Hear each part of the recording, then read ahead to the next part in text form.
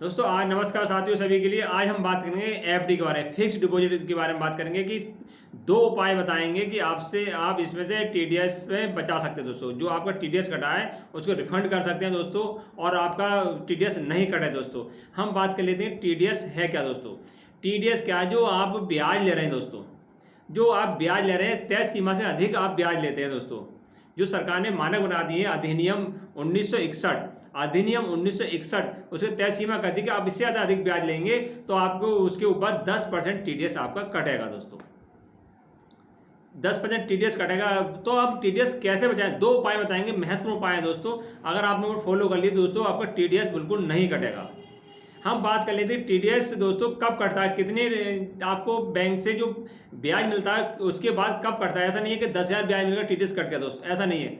जो नॉर्मल व्यक्ति हैं दोस्त, जिसकी आयु 60 वर्ष से कम है दोस्तों, 59 साल है, 58 साल है, 10 साल है, 20 साल, 30 साल, 50 साल, कोई भी हो सकती है, उसको ब्याज अगर 40,000 से अधिक मिलता तो उस पर टीडीएस कटेगा दोस्तों। 40,000 साल में ब्याज रहता है दोस्तों तो कोई भी टीडीएस नहीं कटेगा।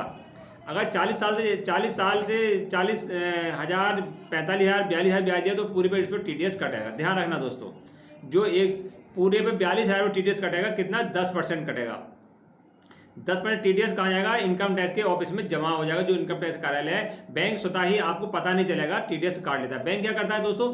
टीडीएस काट लेता है आपको बिगर बताए, आपको कोई भी बताएगा नहीं कि टीडीएस बचाना है कटाना है दोस्तों। आप सोचेंगे बैंक ने बहुत बढ़िया काम करा है कि बैंक पे आप भरोसा करते हैं। जो आपने बैंक पे 1 लाख रुपए जमा करा, 2 लाख जमा करा, मगर आपका आज जब निकालने आते हैं तो आप कोई गणना नहीं करते कि हमें कितना ब्याज मिलना चाहिए, कितना नहीं मिलना चाहिए। आप निकाले घर आ जाते हैं और आपको कोई ध्यान नहीं देते। बैंक चुपके से आपका टीडीएस काट लेते, कोई बताता नहीं है दोस्तों।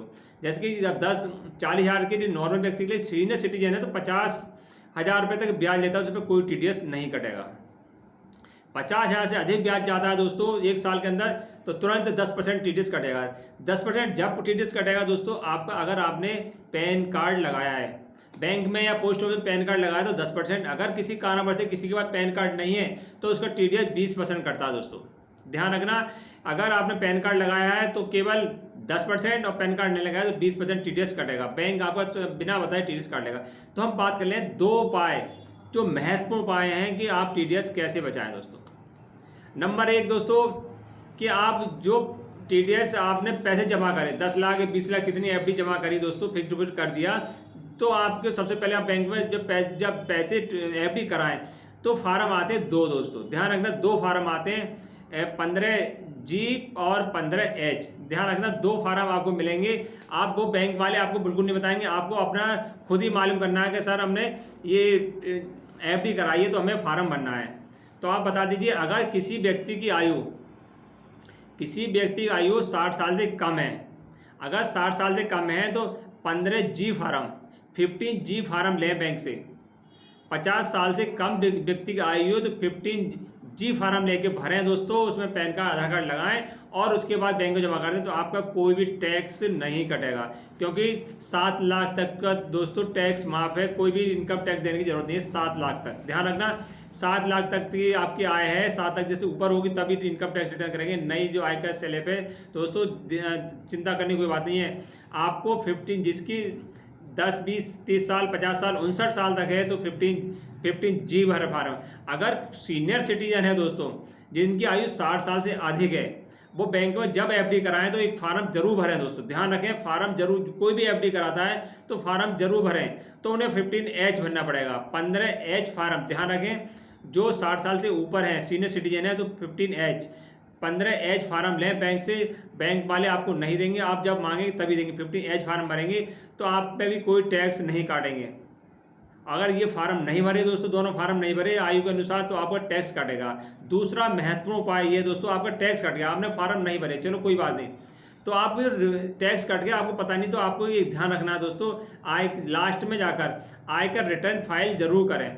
जो आपका नाजायज टैक्स कट गया, आपको दोस्तों बैंक वालों ने काट लिया टैक्स, क्योंकि 7 लाख तक कोई भी वो उस पर टैक्स नहीं दोस्तों। जो आपका 50,000 या 40,000 से जो आपने लिमिट क्रॉस करी है उस पर टैक्स कट गया है, तो आपको घबराने की, जो पैसा कटा है आपको 10% कटा है, वो पैसा वापस आ जाएगा दोस्तों।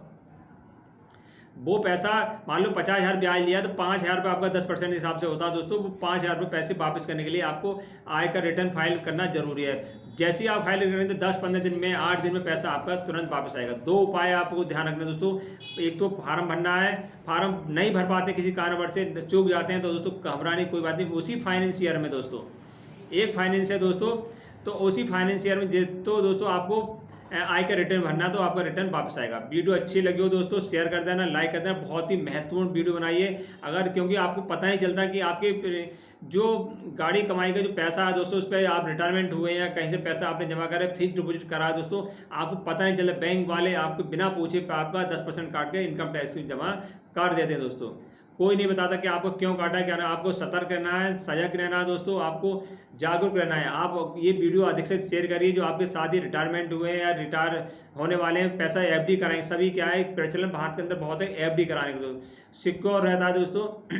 तो ध्यान रखना है, जब बैंक में जाएं तो आप जरूर फार्म 15H 15G जरूर भरें दोस्तों, ध्यान रखें। और चाहे 1,000 की एफडी कराएं, 10,000 की कराएं, या आप लाख की 10 लाख कराएं, तो फार्म जरूर भर दें, कोई भी टैक्स नहीं कटेगा। और कट भी गया तभी कोई चिंता की बात नहीं, फिर आप अपना आय का रिटर्न जरूर भरें। नमस्कार।